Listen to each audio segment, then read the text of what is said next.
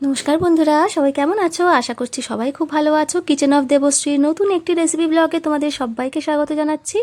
আজ আমার কিচেনে রান্না হতে চলেছে আমাদের সবার প্রিয়, বাঙালি সবার প্রিয়, সেটা হচ্ছে চিংড়ি মাছের মালাইকারি। চিংড়ি মাছ খেতে ভালোবাসো না এমন লোক কিন্তু আছে বলে মনে হয় না। তো দেখো, এখানে আমি নিয়েছি প্রায় 1 কেজি মতো নিয়েছি। এটা হচ্ছে বাগদা চিংড়ি। বাগদা চিংড়ি এখান থেকে কিছুটা পরিমাণ আমি রেখে দেবো, আবার এই ধরো 5-6টা আমি রেখে দেবো, আর বাকিগুলো কিন্তু করব, কেননা সেটা আবার আমার অন্য তরকারিতে লেগে যাবে, সেই কারণে আর কি। তো দেখা যাচ্ছে চিংড়িগুলো তোমাদেরকে দেখো, এখানে যে যা পরিমাণে করবে সেই পরিমাণে নেবে।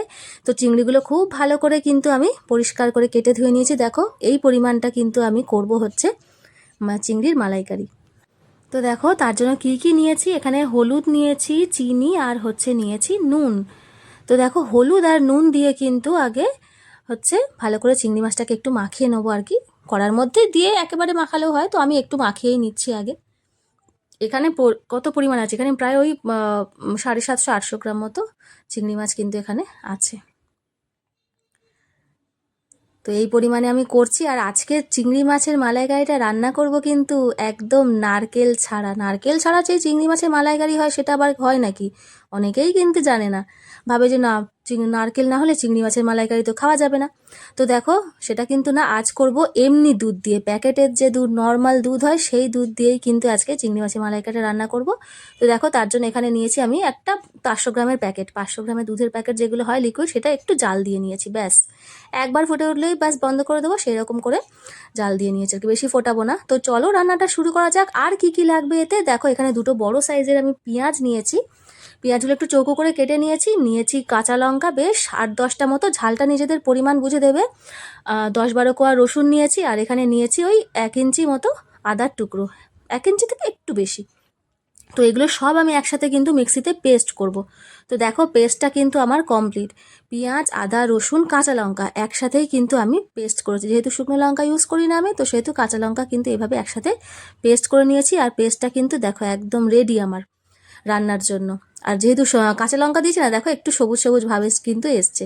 তো দেখো, এটা সর্ষের তেলেই করব আমি, তোমরা চাইলে যে কোনো তেলে করতে পারো। সর্ষের তেলের মধ্যে দেখো একটু গরম হয়ে গেছে তেলটা, দিয়ে দিলাম চিংড়ি মাছগুলো দিয়ে দিলাম, সব একটু একটু করে দিয়ে দেবো।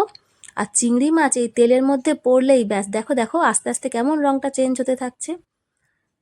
তো ভিডিওর এই পর্যায়ে বলছি, যারা যারা নতুন বন্ধুরা দেখছো তাদের সবাইকে অনুরোধ করবো চ্যানেলটাকে সাবস্ক্রাইব করে পাশে থাকার জন্য। আর সবাইকে অনুরোধ করবো ভিডিওটাকে ফুল ওয়াচ করার জন্য, পুরোপুরি, কেননা দেখাবো আমি কিভাবে আমি শুধুমাত্র এমনি দুধ দিয়ে নারকেল ছাড়াই আর কি চিংড়ি মাছের মালাইকারিটা রান্না করছি। অনেকে হয়তো নারকেলের অভাবে চিংড়ি মাছের মানে মালাইকারি খেতে ইচ্ছা হচ্ছে কিন্তু খেতে পারছে না, কারণ নারকেল নেই ঘরে। কোনো অসুবিধা নেই, এমনি দুধ দিয়েও কিন্তু দুর্দান্ত স্বাদ হয়, একদম নারকেলের দুধের মতোই স্বাদ হবে। তো কিভাবে করছি চলো দেখতে থাকো। তো দেখো, চিংড়ি মাছ কিন্তু ভাজা আমার একদম রেডি। আর এই ভাজা চিংড়ি মাছই মনে হয় 2-3টে তুলে খেয়ে নিই, এত দারুণ লাগে চিংড়ি মাছ খেতে। চিংড়ি মাছ খায় না এমন মানুষ খুব কমই হয়তো আছে, বিশেষ করে বাচ্চাদের তো খুবই প্রিয় চিংড়ি মাছ। তো দেখো, চিংড়ি মাছগুলো উঠিয়ে নিয়েছি, ওই তেলের মধ্যেই কিন্তু আমি দিয়ে দিলাম পেস্টটা।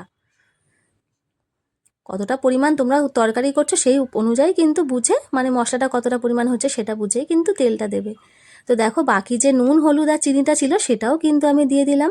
এই যে পেঁয়াজ, আদা, রসুন, কাঁচা লঙ্কার পেস্ট দিয়েছি, তার মধ্যে গুঁড়ো মশলাগুলোও দিয়ে দিলাম। এর মধ্যে আমি আর একটা জিনিস অ্যাড করবো, সেটা হচ্ছে জিরের গুঁড়ো। জিরের গুঁড়োটা তখন আমি দেখাইনি, কিন্তু ওটা এখনই মশলার সাথে আমি দিয়ে দেবো।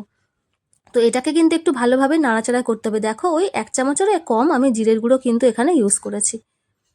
আর এখানে কোনো রকম টমেটো পিউরি কিন্তু আমি দেব না, টমেটো কোনো দরকারই হয় না চিংড়ি মাছের মালাইকারিতে।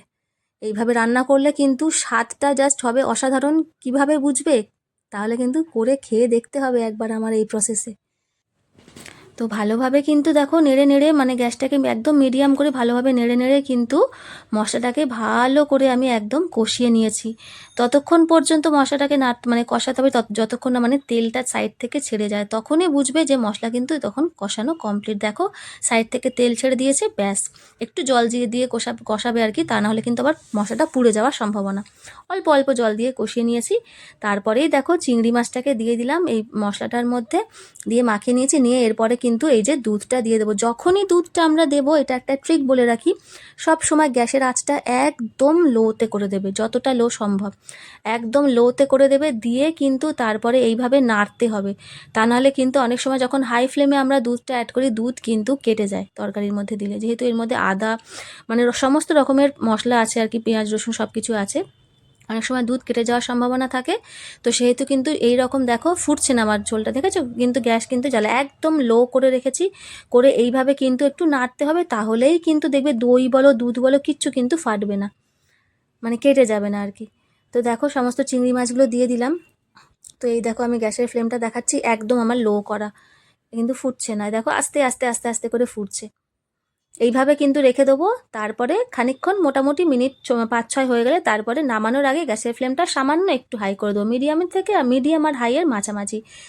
দেখো একদম আমার রেডি চিংড়ি মাছের মালাইকারি, অসাধারণ স্বাদের চিংড়ি মাছের মালাইকারি। এটা কিন্তু জাস্ট বাঙালিদের ভাত দিয়েই কিন্তু সেরা লাগে, আর অন্য রুটি পরোটা লুচি কারোর সাথে যায় না, এটা একমাত্র ভাতেই সন্তুষ্ট আমরা বাঙালিরা।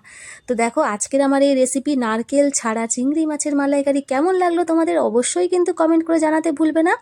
আর যদি ভালো লেগে থাকে তাহলে একটা লাইক করে দিও, আর নতুন বন্ধুদেরকে বলছি চ্যানেলটাকে সাবস্ক্রাইব করে পাশে থেকো বন্ধুরা, নতুন নতুন ভিডিও পাওয়ার জন্য। আজকের মতো এখানে সবাইকে নমস্কার।